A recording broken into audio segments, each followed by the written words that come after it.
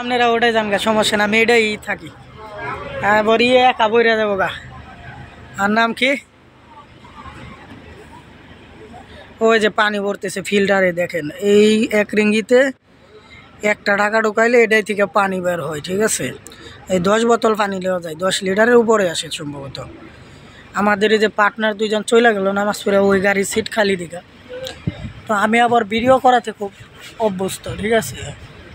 গ্রামের সৌন্দর্যটা দেখেন, কত সুন্দর ছোট ছোট ঘরবাড়ি। হচ্ছে মালয়েশিয়া, বুঝতে হবে। ঠিক আছে, আপনার করলাম। পার্টনার তো 2টা কমে গেল গা, ওইটাই গেছে গা। বিড়ালের খাদ্য নাই কয়া হারে, ওর মাছ খাওয়াইনি বেশি বেশি। আছে কেউ না? নামাজ কালাম শেষ ইনশাল্লাহ। এখন আমরা রওনা দিচ্ছি রুমের দিকে, ঠিক আছে। যারাই বাইরে আছেন হালাল রুজি রোজগার করেন, 5 ওয়াক্ত নামাজ আদায় করবেন, সম্ভব হলে জুম্মার নামাজটাও আদায় করবেন। আপনি কি বলেন ভাইয়া? না আমি তো এটা ভালো একটা কথা বললাম, এখানে তো আপনার সহমত থাকার কথা। এই ছোট ছোট ঘর বাড়ি আর ঘরের সামনে দেখেন যে ফুলের টবের অভাব নাই। নামাজ পড়ার পরে সাথে সাথে 5 ওয়াক্ত নামাজ পড়ার জন্য চেষ্টা করবেন ইনশাল্লাহ। সবাইকে আমরা এটাই বলি যে সবাই চেষ্টা করবেন নামাজ আদায় করার জন্য। এই লুঙ্গি তো বাতাসে উড়িয়ে খুলে যায় ভিডিও করতে করতে।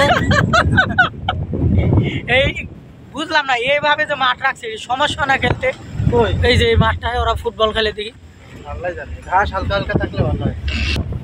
এইরকম হবে ইনশাল্লাহ বাংলাদেশও, যদি দুর্নীতি মুক্ত করা যায়। বিশ্বাস করেন যে টাকা পাচার হয়েছে দেখায়, এই টাকা থাকলেই তো বাংলাদেশ মালয়েশিয়ার চাইতে মনে করেন যে কোনো অংশ কম পিছনে থাকবে না। ইনশাল্লাহ দেখা যায়।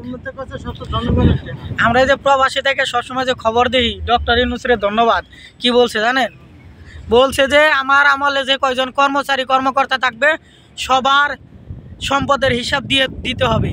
ওই 3 বছর থেকে আবার মনে করেন যে 1000 কোটি টাকার মালিক ডক্টর ইউনূস। এমনি ভালো মানুষ, ভালো, আমি খুব ভালোবাসি। আগে তারা এতটাই করতাম না, কিন্তু তার কথাবার্তা শুনে কাজকর্মগুলো করতেছে। হ্যাঁ